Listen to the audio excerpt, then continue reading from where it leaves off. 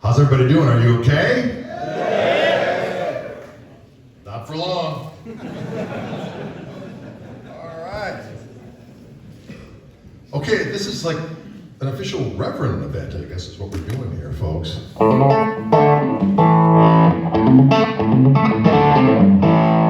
sounds pretty good. I'm plugging straight into this little gristle amp from Koch amplifiers. Not my company.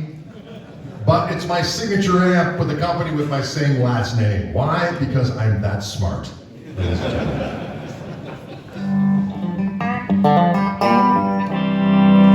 Okay, this is an example of one of my Reverend signature guitars. This is the first one called the Gristle Master. And it features my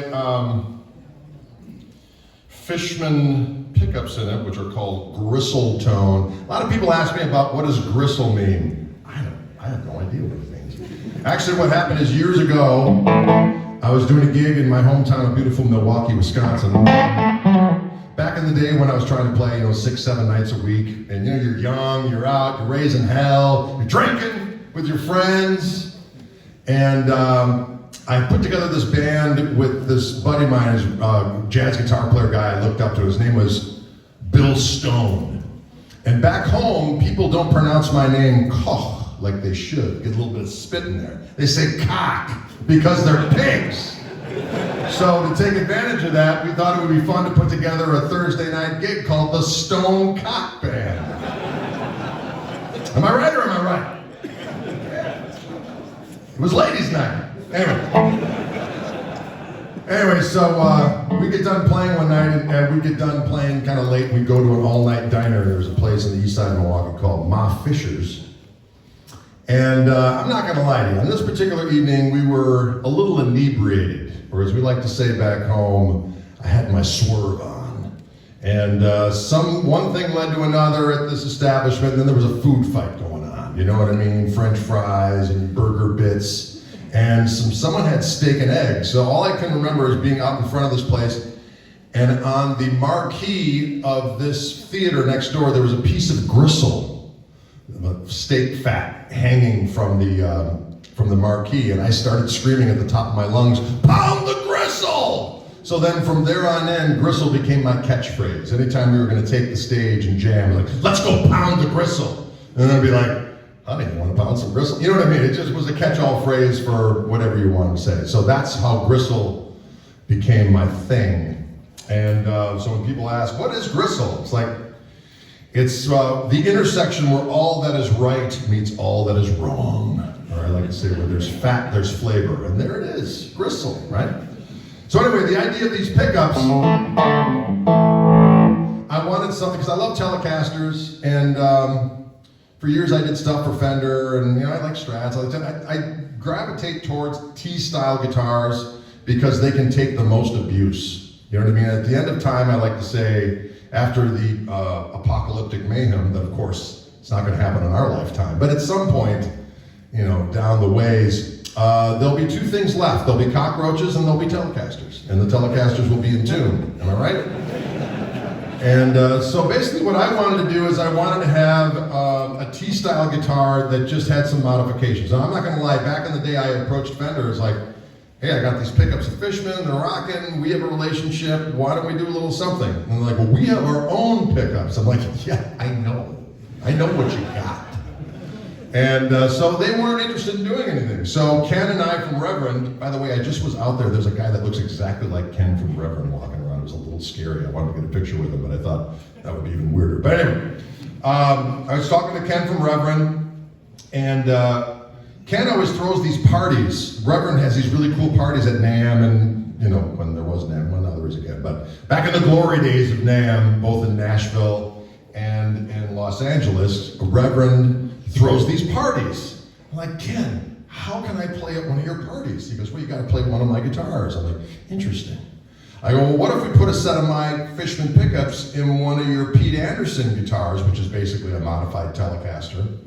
And he's like, we can do that. So he delivered to me this glorious Pete Anderson guitar with my pickups in it, and it sounded awesome. Now at that time I was using a Fender Custom Shop It was a Wildwood 10 55 telly, and it sounded awesome, played great, so on and so forth. When I played it next to the Reverend, I'm not gonna lie to you, there was a difference, but there wasn't a $3,000 difference. You know what I'm saying? So I'm like, maybe we can do a little something with our Reverend friends. And so we started talking about what I wanted. And basically, I'm a large individual. I'm 6'7", what is that, 2 meters in the speak over here. But I'm a big son of a bitch, okay? And every time I'm playing a guitar, people are like, is that a ukulele? Is that a 3/4 slide guitar? Is that I'm like, no, Lilliputian, I'm just large. So I wanted to have a guitar that was just slightly larger, but not so large that it would not fit in a regular guitar case. So this is like 2 or 3% larger on all sides. So it looks a little bit more, proportionate to the larger man. Or woman, whatever, Sasquatch, you name it. And then once we started doing that, we started messing around with the idea of this raised middle section. So Joe Naylor, who's the designer for all the Reverend stuff, called me up and he's like, hey, because I have this cool guitar at home that this guy made for me that's basically like a Gibson Firebird body, but with a bolt-on maple neck, and it's got a Johnny Winter signed Mojo tone pickup in the neck and a cool regular telly bridge pickup and telly controls. And he's like, why don't we do a raised middle section on your guitar like that guitar you have? I was like, that would be awesome. And it works in a couple different things. First of all, it's just for aesthetics, for the look. But also that thickness of that raised section is the normal thickness of a T-style guitar. So everything else is recessed just a little bit. So that kind of worked as a little bit of weight relief. There's also a little cavity underneath this thing here in case you want to smuggle some drugs into a foreign country, and which I don't recommend. But if you have to, anyway. So that works as weight relief as well. The neck was interesting because usually I like a fatter neck profile, but I like the neck on the Pete Anderson guitar, which was it's compound rate. I think it's 10 to 14 inch radius, 6105 frets. And I just wanted a little bit more beef on the neck. So my neck's just a hair deeper, if you will, this way, wider. Not wide this way, but that way. That probably made no sense. Anyway, it's bigger. And it's roasted maple. And the reason why I like roasted maple is that it doesn't move when the seasons change. I don't know what it is, but especially if you have like a maple neck that, I've got some relic guitars, maple necks with flame maple, that wood is not very stable and the seasons change. My climate where I'm in Milwaukee is very much like Germany. That's why there's so many Germans there. And, but I'll tell you what, every spring and every fall, the seasons change and that neck just goes, Njort. And that's a technical term, by the way, Njort. And with the roasted maple, they don't move. I never adjust these guitars. They're good to go, which is fantastico. So 6105 fret because you want a tall fret, not necessarily a thick fret. That was a thing forever, like Stevie Ray Vaughan, he used bass frets on his old guitars, jumbo frets. And that was the thing for the longest time. You gotta have jumbo frets so you can bend strings on guitars with the old school radius. Which is true, but what they started to figure out is that the fatter fret, there's more contact with the string because of the wider fret, and it would lead to intonation issues. So then they realized, whoever these they are, is that if you wanted a tall fret, not necessarily a fat fret. So the medium jumbo became the thing. So 6105 fret is a medium jumbo. And I like the locking tuners because sometimes you're on a gig, especially if I'm playing a Strat style guitar and you break a string and the whole thing goes into some kind of pan-Egyptian tuning. Not that there's anything wrong with that, but I'm just saying, given my druthers, I'd rather be in standard tuning. And when you break a string at a gig with a floating tremolo, the whole thing gets out of tune, and then you're left with a conundrum. You gotta look at the bass player, and then he starts doing a bass solo. Now, you're going to inflict a bass solo on your crowd for an unforeseeable amount of time unless you have locking tuners, because then you can take that string, pop it through there, pull it taut, tight that sucker up. Next thing you know, a nice and tidy 60-second, 90-second bass solo. Everyone's happy, you've restrung, and off to the races you go. Okay, you dig it, identify yourselves. You're doing the bass player a service. He's getting to show his thing, but at the same token, you're done so. Anyway. So that's pretty much the ins and outs of the guitar. The pickups I wanted, they're dead quiet. Although we did have a weird thing the other day. We were in some club where they had a dimmer switch, which never has been a problem before, but it buzzed. It was the first time this guitar has ever buzzed. But there's actually a little dummy coil in this housing, in this control panel. So when you buy the pickups separately, it comes with this panel, comes with the pickups, and then there's an input jack, and underneath the conventional input jack is a little USB input, and that fuels the lithium-ion battery that's in this control panel. And so when they first told me a battery was involved, I was not thrilled. I don't like batteries in my guitar per se, but they're like, yeah, but here's the thing. It lasts for 300 hours of plugged-in playing time, and in exchange for that, they're dead quiet and they have two voices. You don't lose any highs when you turn down the volume. You can voice them any way that you want them. I said, okay, cool. So I figured, we all have cell phones, and you have to recharge those at least once to twice a day. So if at some point in your busy rock and roll schedule, you can't plug the thing in after 300 hours, then perhaps, or if you have a gig that lasts longer than 300 hours, perhaps you need to seek new representation.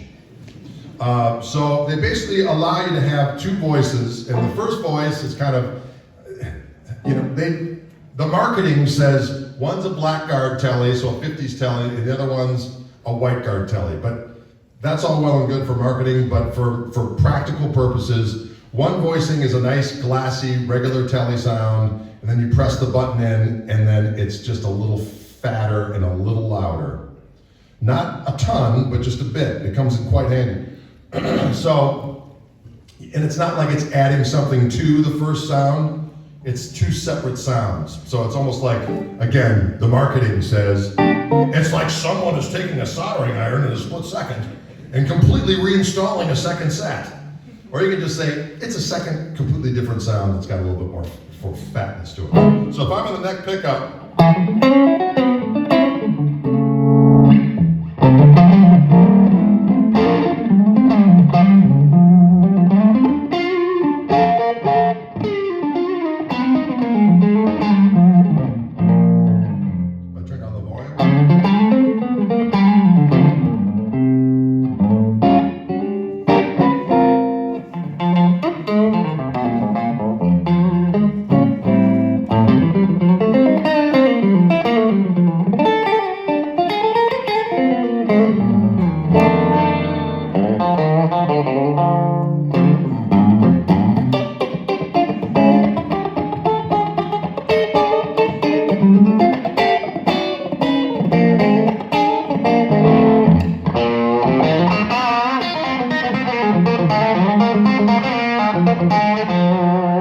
that's just the first voice. If I press the button in, hear that?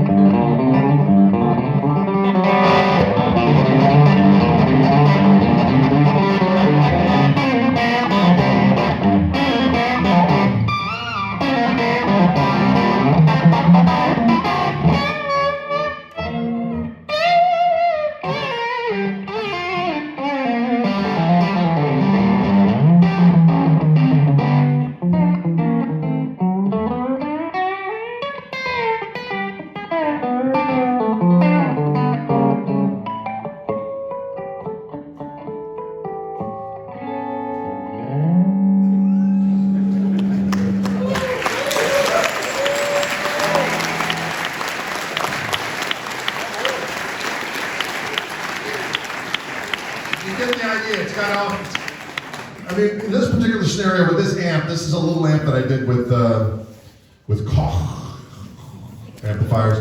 And we call it the Little Gristle because I have a bigger amp with them that I'll be using tonight at the show.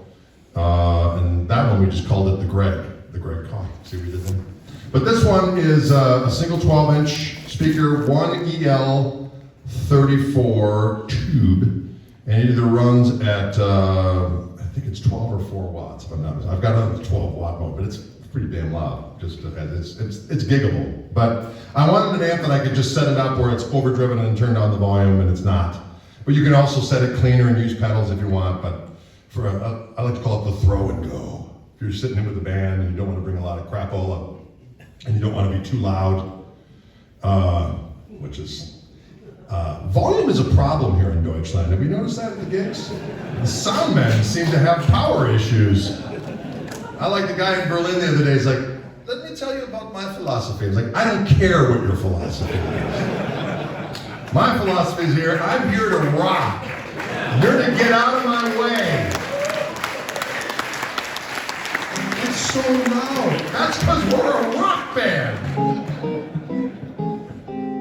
You see pictures of Hendrix with, Marshall Stacks, and what did they do back then? Oh, Jimmy, can you turn it down a little bit? What? Ridiculous! Sorry, I get a little sensitive about that issue. Anyway, but anyways, you can hear it just plugging straight into the amp. I can get, cleans up nice. A little bit of snot on it.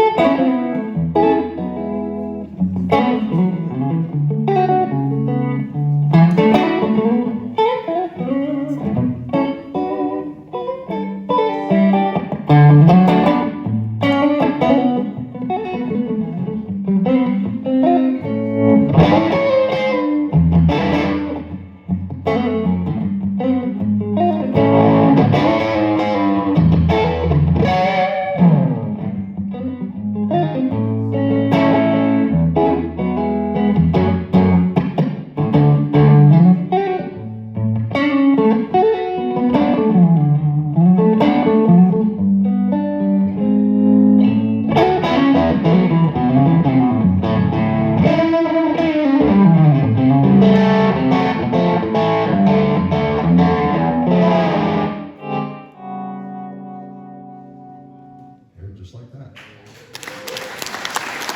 A little Jimmy snippet.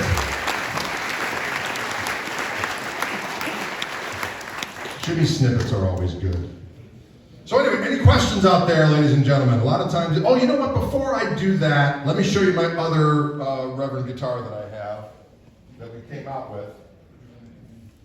So this is the Gristle Master, and it's in a variety of delicious colors.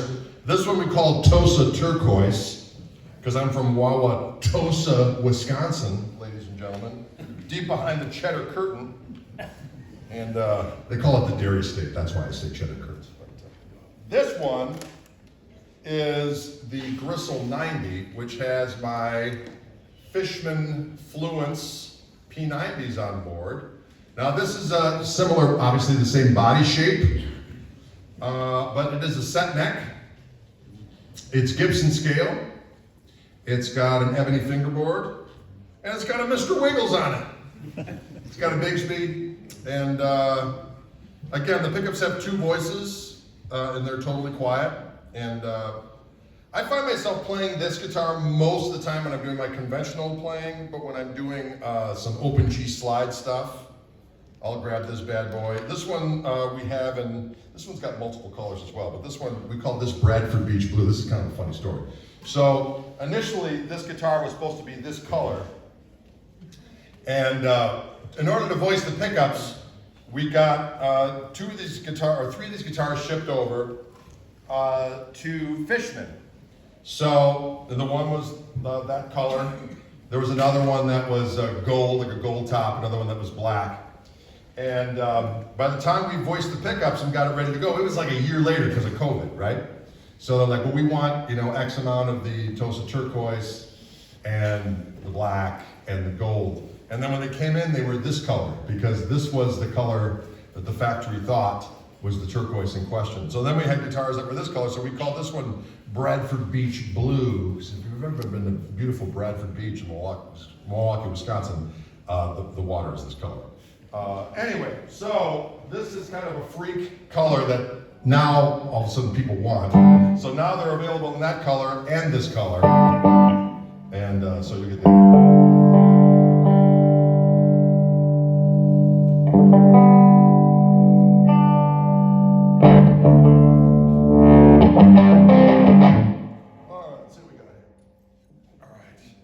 So this one, obviously P90s.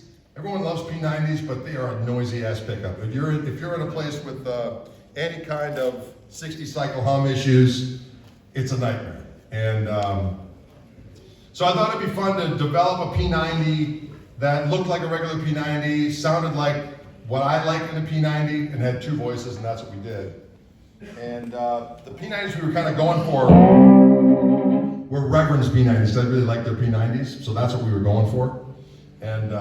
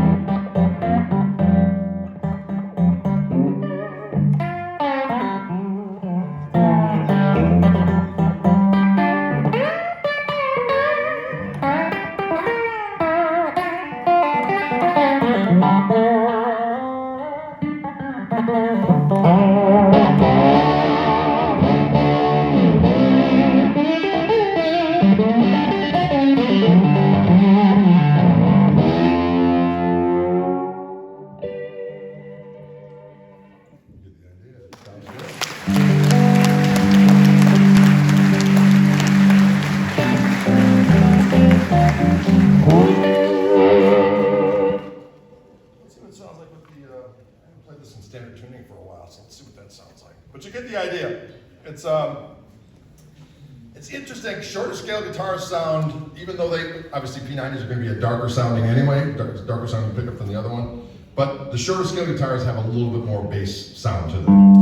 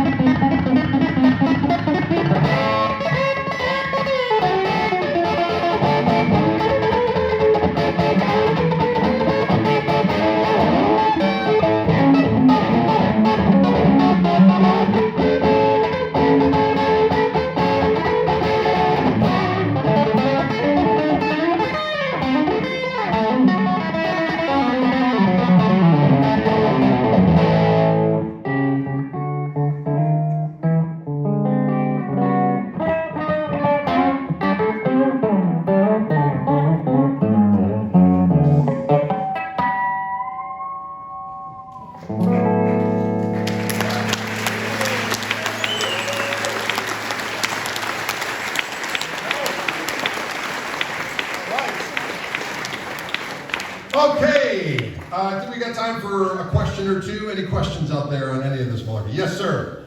I love the true fire courses. You could put something like that in, going from the mystery train to the full grizzle. Because you have a huge jump in the courses. Yes. Easy from the beginning, and then you go from mystery train to full grizzle. Something in between. Something in between. Something in between. All right, so be it. We'll work on that. Oh, you have it already. There are so many I can't remember anymore. We've done, he's talking about the True Fire courses I have at on truefire.com. And yeah, it's kind of a hard thing because you want to have stuff that people want to learn what you do, but then at the same token, most people aren't going to be able to play that because it's just, it is what it is. So it's hard to find, there's definitely stuff that I have in my grab bag that I show people that's a little bit more easy. But they're kind of peppered in the various different courses. So yeah, it's something in its totality, of course, from beginning to end that would be more catered to an intermediate thing would probably be a good idea. But we can always do that. And I'll give you a royalty for that suggestion. And we'll both have hundreds of dollars at our disposal. Questions? Don't be afraid. Yes, sir. Reverend has so many other models in their catalog. Do you play any? That's a good question. For those of you who didn't hear that question, I will reiterate. Do I have any other Reverend guitars in my arsenal? I do. I have a Reeves Gabrel's Space Hawk that I like quite a bit. It's kind of a larger body guitar with a Bigsby on it. It's got two cool humbuckers that he has. It's got a kill switch on it as well, as you can do the because the kids love it, the kill switch. But it's also got an out of phase thing on it that's really awesome. It really works well. Most of the other Reverend guitars have what's called the bass contour control. So they usually have a volume, a tone, and then another control that's a bass contour, rotary type of pot, if you will. And what that does is it actually rolls away bass. So when it's all the way up, it's actually the full sound of the pickup. But as you go down, it takes away bass and it's a glassier tone. It kind of functions technically it's not a coil tap by any stretch, but it kind of works like that where you have the full balls on sound of the pickup and you can roll stuff away to have this thinner, a brighter sound with not as much gain. And so that guitar has that as well. And when you are on the out of phase position, which has a tendency to be kind of a very tinny sound, full out of phase can be something that people are like, hey. So what you can do when you mess with that bass contour, you can really dial in a cool version of a usable out of phase sound. So I have that guitar. I have a Pete Anderson baritone, which is tuned C to C. It's awesome. Got one of those. I've also got one of their Descent baritones, which is B to B, but it's shorter scale and it's got a tremolo on it. I've got a Gil Paris recent model, more Strat type one with the Fishman Fluence pickups on it. I've also got one of their Airwave 12 strings. That's awesome. I've got a Pete Anderson PA1, the hollow body one, in a cool green with I've got Fishman Fluence humbuckers on that with Bigsby on it. So yeah, they have all kinds of cool guitars that I like. And I'm looking forward to actually getting one of the new Pete Andersons. He did a kind of a telly style guitar with a humbucker in the neck. And it's actually made out of mahogany. I think it's the first guitar that they've done not out of Carina. I forgot to mention my guitars are all made of Carina. The bodies are Carina. And most of Reverend's guitars are made with Carina, but that particular Pete Anderson model has mahogany. So, yeah. Yes? Stays the Bigsby in tune? That's a good question. Bigsby's are a bear. Of the Bigsby's that I've had, this one stays in tune about the best. But that being said, I stay away from it. I might use it for a little bit of...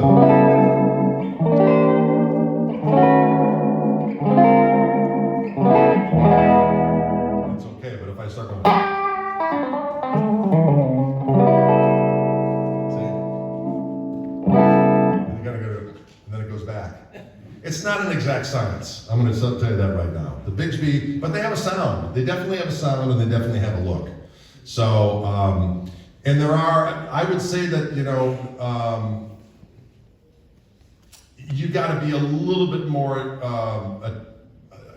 detail-oriented as far as making sure that all the contact points are lubricated, have graphite on there, or whatever you like to use, just so that at the neck, or I'm sorry, at the nut and at the bridge, that it's sliding without being impeded by something, or else it's going to go into some kind of strange tuning, and that I can't handle. So that's the reason why I don't play Strat most of the time. It's because first of all, Telly's sound meatier to me. And plus I can do all my bends and all the behind the nut stuff and treat it like a doggone farm animal, and it will not go out of tune. But just guitars intrinsically with tremolo systems, the way I play, it's difficult. Although that being said, there may be a S-type Reverend guitar with my name on it in the future that will hopefully address some of those issues. But for now, there's not. You wanted an honest answer, I gave you an honest answer. Questions? Yes? Can you get that one without one? Without a big two? That's a good question, and not yet. Not as of yet. It's an interesting thing. I like, this guitar has a very cool sound to it. It plays great, plays like butter. When this thing is dialed into perfection, I haven't been using this. I haven't been using the Bigsby, so it's kind of not set up for it. I just have it set up for slide. But when it's firing all pistons, it's a great guitar. I'm personally used to a longer scale guitar now, so it might be interesting to find the P90s on this one at some point. This guitar without a Bigsby, but there's time for all of that. For now, this is what's available. Can you dig it? Yeah. All right, fair enough. Questions? Don't be afraid. Don't be afraid of the dark. What kind of strings are you using? What's that? Strings. What kind of strings do I use? It was kind of a funny thing. Years ago when I'd be doing Fender clinics, people would say, "What kind of strings do you use?" And I would always say, "Free ones." But I do like, but then when I had to start buying them again, I started buying D'Addario, and then I got to deal with D'Addario, so we're all good. So I use 10 through 36, 10 through 46, right? I'm sorry, I always forget that. 10 through 46, NYXLs. And that being said, I change strings after every 2 gigs-ish. So I can get away with a third gig, but if I use them on a third gig, like this will be night number 2 on this guitar, and I should be safe. I'm 2 nights in on my other one, so if I grab that one, I might pop an E string. That's the only thing I've noticed with, I love the sound of brass saddles, but I find that the way I bend, I'm always like, with that face.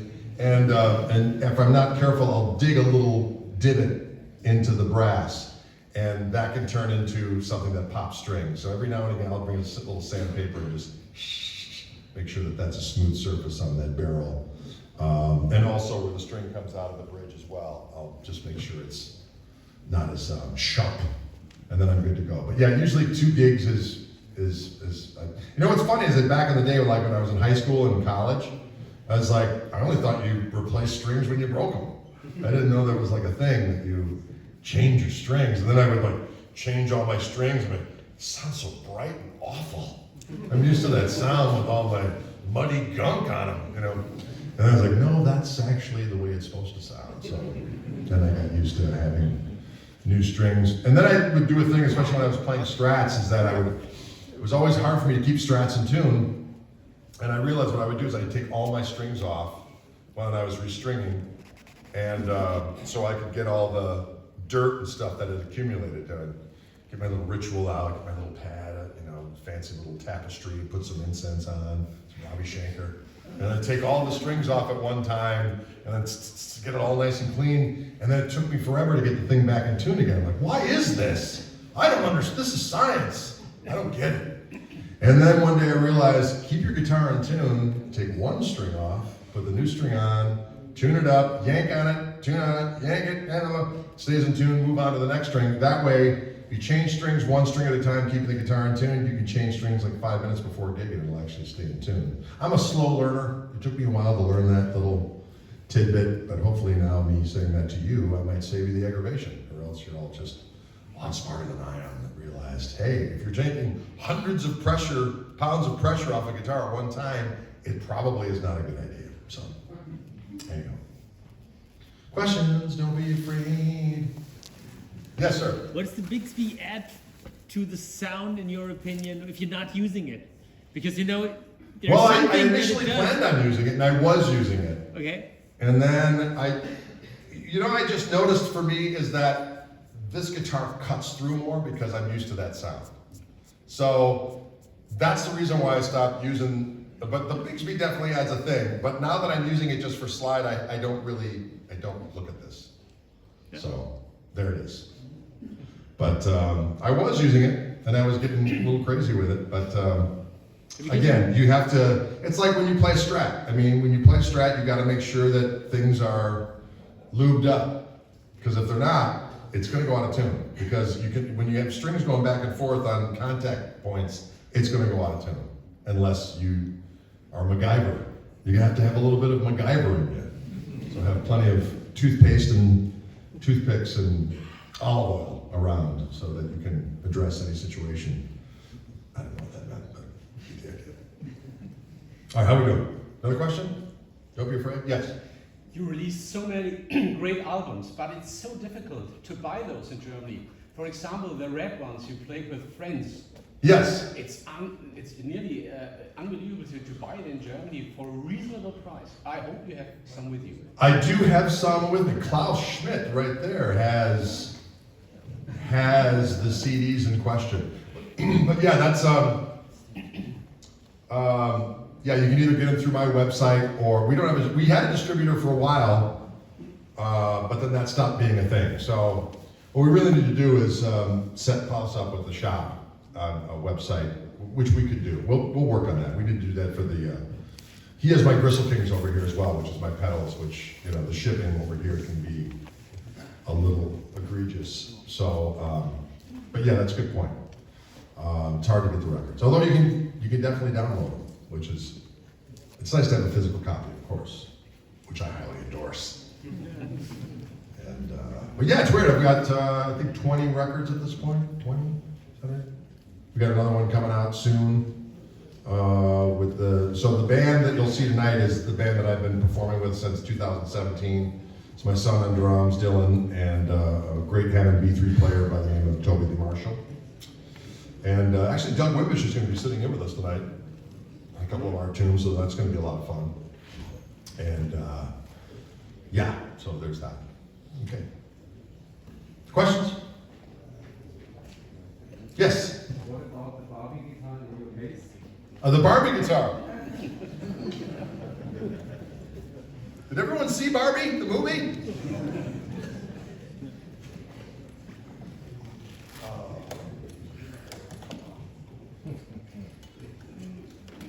This is the new color that came out this year, Orchid Pink. And I think nothing is more manly than a piratical individual playing a pink guitar. So I said, hey Ken, can we do a pink guitar? He's like, absolutely. So away we went. So all the colors on this one now at this point have been this color. There's another kind of sonic blue that we call Blucifer. There's a red one that we call Wild Red. Is that what we call it? Yeah. And there's like a powder yellow one, and then there was a purple one for a while. Axis Purple, we called that one after Jimmy. Axis Boldest Love, right? And then there is a 3-color sunburst one that is cool because I wanted the Blind Faith Telecaster from Clapton playing that thing at Hyde Park. So that looks pretty cool as well. Yeah, and then I think there's also a 3-tone sunburst one of this guitar that just came out as well. So other than that, these are the same guitar. The only thing different, people ask me, because I think a lot of people are skeptical about signature guitars, and probably rightly so, because I think over the years, people, performers and whatnot, get a custom shop version of their signature guitar, and then they make a production line one for the rest of us geezers. And my guitar is exactly the same as the ones you buy, and it's set up exactly the same as the way I play them. The only thing different I do is I like to grab the G string behind the nut, and if I have, Joe Naylor likes this three-string string tree, and if I have it covering up the G string, I can't do my normal stuff back there, so I literally just turn it around. So it's a little more pointing out this way, so it's only on the B string and the E string. Other than that, the guitars you play are exactly the same as the guitars I play as far as what's available from Reverend. And that's the way it should be. I mean, that's the whole reason, really, to do a signature instrument or a signature amplifier is that you're trying to solve problems so that you have an instrument that does everything you want it to do. Yes, is there a financial component? Well, I certainly hope so. But the gist is that you want it to be a tool in your artistic arsenal that does what you want it to do. And so when I go out on the road, I bring, which I am right now, we've been playing since we got in town Tuesday before last and played every night except for one. I bring 2 Gristle Masters and 1 Gristle 90 that I keep tuned to open G. And I know, and I've got a 53 Telecaster at home. The neck pickup sounds glorious clean, but it's microphonic as hell. So if I add any gain to it, it starts howling like a beast, it is what it is. But the reason why I did this guitar is because I wanted to have a guitar that I could do everything I want to do in a live scenario and not have any problems. And so that's why we did this. I still love my 53 Tele. I don't take it out of the house much, but it's in my bedroom and play it all the time. But as a tool for doing what I want to do musically, performance-wise, that's what these guitars were made for, and that's what I use them for, doggone it. And there you have it. There you have it in a nutshell. So who's all coming to the show tonight? You coming to the show? Yeah. Excellent. We're gonna rock. Probably got time for one more question. Any more questions? Don't be afraid. Could be about anything. Could be about music, could be about technique, could be about music business stuff. You name it. That's an interesting question. Yes? What's the thing you wish you would have known earlier in making music? That's a good question. What would be the thing I would wish I knew earlier? That being said, you kind of got to go through all those things so that I can answer this now. You know what I mean? I think the most important thing is that just don't listen to anybody else. I mean, as far as advice from people. I mean, you need to be aware of what other people think, but don't let yourself be affected by it. Because, I mean, you have to believe in what you're doing. So, for instance, I always wanted to have my own career as a performer and do my own thing. I didn't want to be a sideman per se. I did do sideman stuff. And when you're a sideman, you have to be a little bit more cognizant, obviously, of what other people think because you're playing in their band, and that's another skill set. But it's just very important to believe in what you're doing and not be affected by what other people say, because everyone's got advice. You know what I mean? It's like, if I would listen to what people told me early on, it's like, you're gonna be a musician, you're gonna be a loser, you're gonna end up working at a car wash. Not that there's anything wrong with working at a car wash. But my dad was a lawyer, and when he found out I was going to be a musician, he was not pleased. I was the youngest of 7 kids. All my older siblings have, real jobs. No one was into the art, except for my sister Jean. She was an artist, but she went to school for fashion design, but she ended up going to working at a retail place for her entire career and never ended up doing anything with risky, if you will. But I remember my dad talked to every single teacher I ever had, saying, "Listen, I'm all into lessons for the kids. And I want him to, have access to what he needs to do his thing. But for the love of God, will you tell him what it's really like being a musician so he won't do it?" And literally, he said that to every teacher I ever had, including my college. When I was going to college for music as a music major, he said it to the guys, like, "Please tell him how it really is." I go, "Dad, see, what you're doing is you're saying your life is awful. Please tell my son how awful your life is, so he does not follow in your footsteps." And but the thing is that in order to do this for a living, you gotta be a little cuckoo.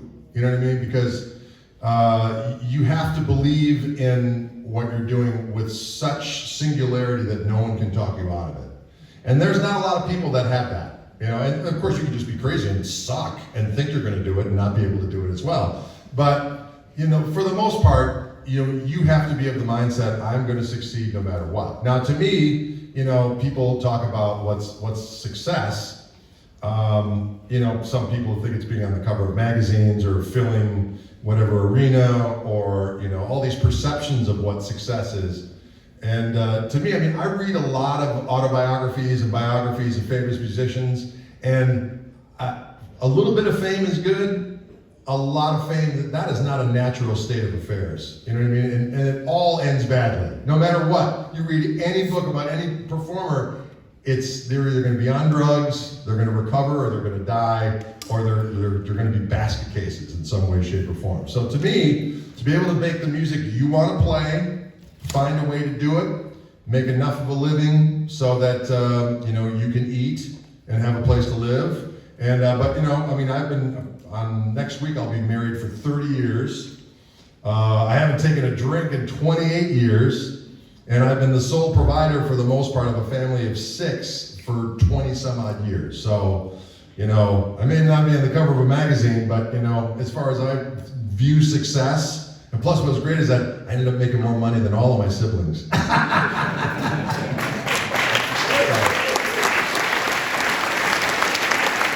Don't get me wrong, they saved all theirs, but